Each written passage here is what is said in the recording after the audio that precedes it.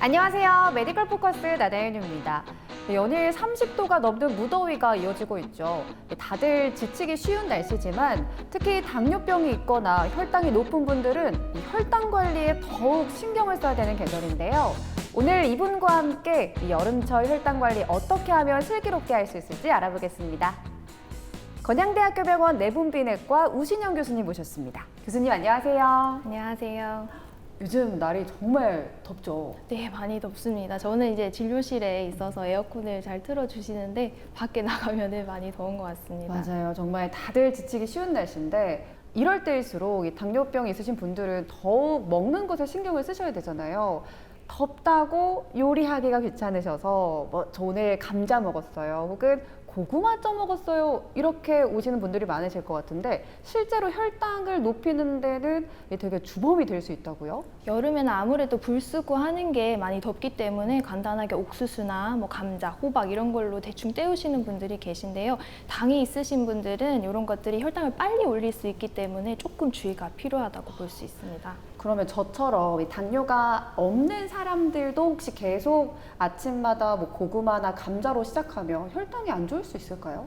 혈당 스파이크를 일으키는 음식들을 많이 자주 드시게 되면 당이 없으신 분들도 췌장에 무리를 줄 수가 있기 때문에 혈당 스파이크가 많으면 많을수록 그게 누적이 돼서 췌장에 조금 부담을 줄 수가 있다고 알려져 있기 때문에 당이 없으신 분들도 혈당 스파이크를 일으키는 그런 식품들은 조금 더 주의하시는 게 좋을 것 같습니다. 지금 혈당 스파이크를 계속 언급을 해주셨는데 이 혈당에 갑자기 치솟는 거를 혈당 스파이크라고 하는 거 맞나요, 혹시? 네, 맞습니다. 그래서 이제 식품에 따라서도 그런 혈당 스파이크를 많이 일으키는 식품들 그리고 적게 일으키는 식품들 이렇게 좀 나눠 있거든요.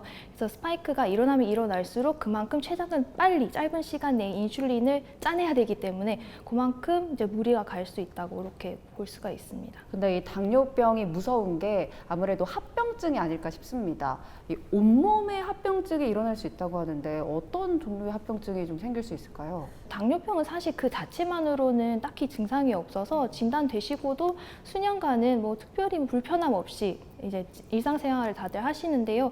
이게 당뇨병이 무서운 게 이제 조용히 이제 혈관 합병증들이 진행이 되기 때문에 당뇨병이 사실은 혈관의 병이라고 해도 과언이 아닐 정도로 대혈관 합병증, 미세혈관 합병증 그런 것으로 이어지기 때문에 저희가 당뇨를 조절해야 된다고 이렇게 말씀을 드리고 있습니다.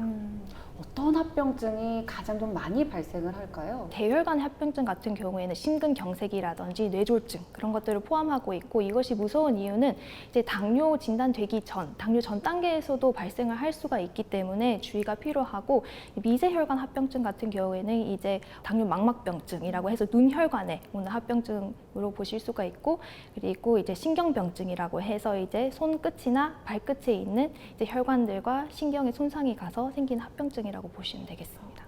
근데 이 당뇨병을 진단하실 때 그 혈당 수치만큼 중요한 게 당화 혈색소 수치라고 또 들었습니다. 이 당화 혈색소 수치 왜 중요한가요? 보통 건강검진에서 보시거나 집에서 측정하실 때는 공복혈당이나 식후혈당을 많이 재시는데요. 그런 것들은 이제 그때그때 혈당만 반영을 하기 때문에 저희가 쪽지 시험 점수라고 생각하시면 되고요. 당화 혈색소 같은 경우는 3개월치의 평균을 보여주기 때문에 내신 성적과 비슷하다고 보시면 될 것 같습니다. 또 계절상 과일이라든지 음식 이런 거 어떻게 먹어야 될지도 고민이 되거든요. 어떻게 식사하는 게 좀 맞을까요? 이 당뇨 있으신 분들에게는? 과일은 이제 다른 것들보다는 그래도 단순 설탕을 드시는 것보다는 나을 수는 있습니다. 다른 이제 뭐 섬유라든지 좋은 것들이 많기 때문에 하지만 당이 있는 분들은 이 역시도 당을 올릴 수가 있기 때문에 과일을 과하게 드시지 않는 게 중요하거든요. 식사는 이제 뭐 식사의 질 과 양 그리고 순서 이런 것들이 좀 영향을 줄 수가 있는데요. 당 스파이크를 좀 천천히 올리는 그런 이제 식사법을 하시는 게 중요하게 되는데요. 섬유질이나 야채 이런 걸 먼저 드시고 그 다음에 고기 그리고 마지막으로 탄수화물 드시게 되면은 혈당 스파이크를 조금 예방할 수가 있고요. 그리고 이제 탄수화물 드시는 양도 이제 포만감 때문에 조금 줄어들 수 있기 때문에 당 관리 측면에서는 도움이 되겠습니다. 또 GL 지수라는 것도 있잖아요. GL 지수가 또 먹는 것과 되게 큰 연관이 있다고 하던데 GL 지수에 대해서도 한번 짚어주실 수 있을까요? GL 지수가 이제 한국말로는 당 부하 지수라고 하는 건데요. 이제 당 지수는 이 특정 음식이 얼마나 빨리 당을 올리는가를 보여준다고 하면은 이제 당 부하 지수는 이제 식품에 들어있는 탄수화물 양까지 고려해서 이제 계산한 수치이기 때문에 이게 저희가 실생활에서는 조금 더 유용하게 사용할 수 있는 수치여서 10 미만이면 낮다고 보고 20 이상이면 높다고 보는 건데요. 낮을수록 이제 당을 올리는 속도가 조금 더 낮다고 보시면 되겠습니다. 그러면 우리가 먹는 쌀밥보다 현미밥의 GL 지수가 더 낮겠네요? 네, 맞습니다. 그런 식으로 생각하면 되는 거죠? 네. 그러면 GL 지수를 낮은 음식을 주로 먹는 게 좋다고 볼 수 있을까요? 네, 도움이 되는데요. 근데 이 GL 지수가 낮은 음식들도 많이 드시게 되면은 거기에 함량된 지방이나 이런 것들이 좀 높을 수가 있기 때문에 과하지 않은 선에서 드시는 게 중요하겠습니다. 아까 보니까 또 당뇨병 환자 대상으로 이 식이조절법이나 생활관리에 대해서 의사, 간호사, 영양사분들이 교육을 해주고 계시더라고요. 어떤 교육이에요? 일상생활에서 당뇨가 처음 진단되신 분들 특히나 이제 식사는 어떻게 해야 되는지, 운동은 어떻게 해야 되는지, 그리고 처음에 인슐린 처방이 같이 있는 경우에는 그런 것들을 어떻게 이제 맞아야 되는지 그런 것들 종합적으로 이제 설명을 드리고 있기 때문에 여기저기서 이제 주워 들으신 그런 정보보다는 조금 더 이제 정석적인 내용들로 해서 교육을 시켜드리고 있어서 한 번쯤은 교육을 받으시면은 당뇨병에 대한 전반적인 개념을 조금 이해하시는데 도움이 돼서 좀 많이 추천을 드리고 있습니다. 그리고 이 당뇨병이 있으신 분들 중에 민간요법을 과하게 맹신하셔서 이게 좋대요, 이게 구매하시고 해서 많이 좀 섭취하시는 걸 본 적이 있거든요. 이런 거를 또 교수님들과 다투시기도 하는, 혼나시기도 하는데 이게 실제로 도움이 될까요? 일단 1번은 처방약이 제일 입증된 이제 증거가 있는 제일 효과적인 약이라고 생각을 하시면 되고요. 사실 약도 식물에서 추출한 것이거든요. 그래서 완전히 인위적이거나 그렇다고 보기는 어렵고 입증이 된 것들이고 이제 저렴하기 때문에 1번 그걸 지켜주셔야 되고 또 추가적으로 다른 걸 하고 싶다고 하시면 제가 먼저 여쭤봐요. 한 달에 비용이 얼마나 들어가나요?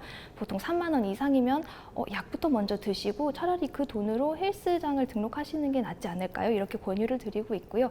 3만 원 미만이다 하면은 뭐 간 수치나 이제 콩팥 기능 검사 수치가 괜찮다고 하시면 한번 해보세요라고 하기도 하거든요. 왜냐하면은 작은 논문들에서는 입증된 것들이 있는 이제 식품도 간혹 있기 때문에 그런 것들은 한번 찾아보시고 주의해서 과하지 않는 선에서 약이랑 같이 한번 드셔보세요라고 권해드리기도 합니다.